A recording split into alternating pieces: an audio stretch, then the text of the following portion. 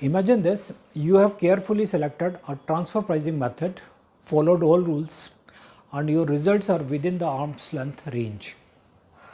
But still, the tax officer rejects your method and increases your income. Can they really do that? Let us understand a very important Supreme Court judgment that answers this question. Hello everyone, welcome back to the channel Synergy Business Advisors Noida, your trusted business mitra which deals exclusively with recent business related developments. The judgment in CIT versus EKL Appliances Ltd is a landmark ruling in Indian transfer pricing jurisprudence that clearly defines the scope and limits of the transfer pricing officer's authority. Background of the case: EKL Appliances Ltd, an Indian entity, entered into international transactions with its associated enterprise, including payments towards royalty and technical services.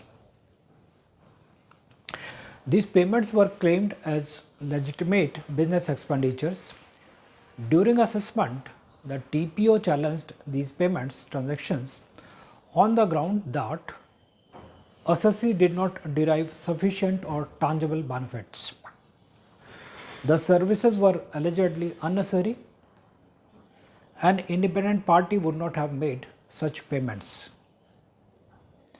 Based on these reasonings, the TPO determined the arm's length price of these transactions as nil, leading to a transfer pricing adjustment.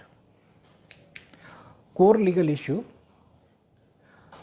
the central question before the Delhi High Court was whether the TPO has the authority to question the commercial expediency or necessity of a business transaction while determining its arm's length price. Court's analysis and findings: the Delhi High Court firmly rejected the approach adopted by the TPO and laid down important principles. First, limited jurisdiction of TPO.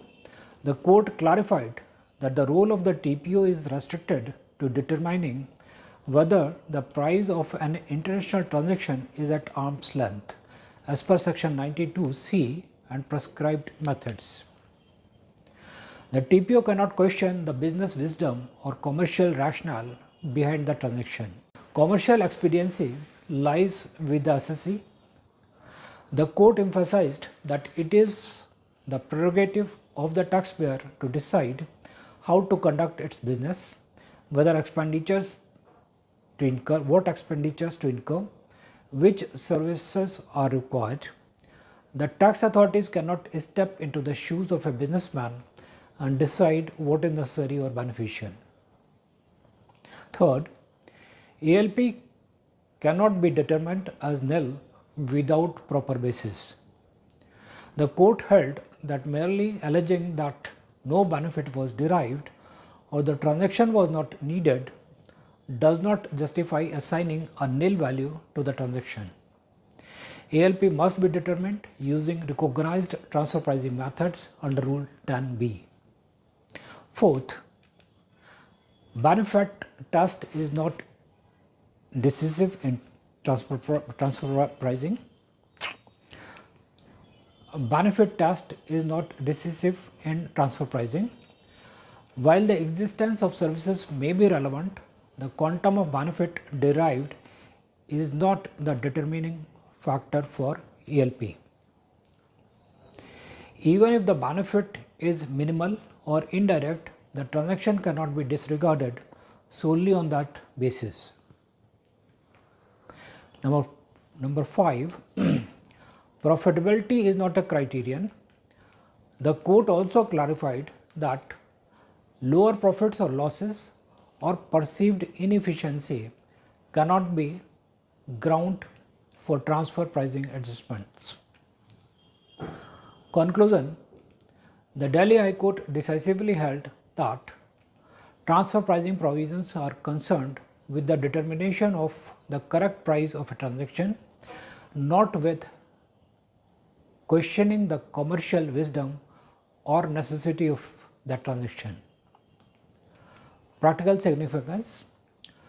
The judgment serves as a crucial safeguard for taxpayers, especially in cases involving royalty payments, management fees, intra-group services.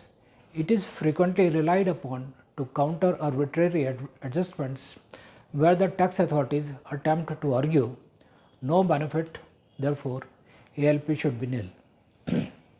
This is CA Praveen Agrawal thanking you for watching. I hope this presentation will be helpful. Please subscribe to the channel for such more informative videos.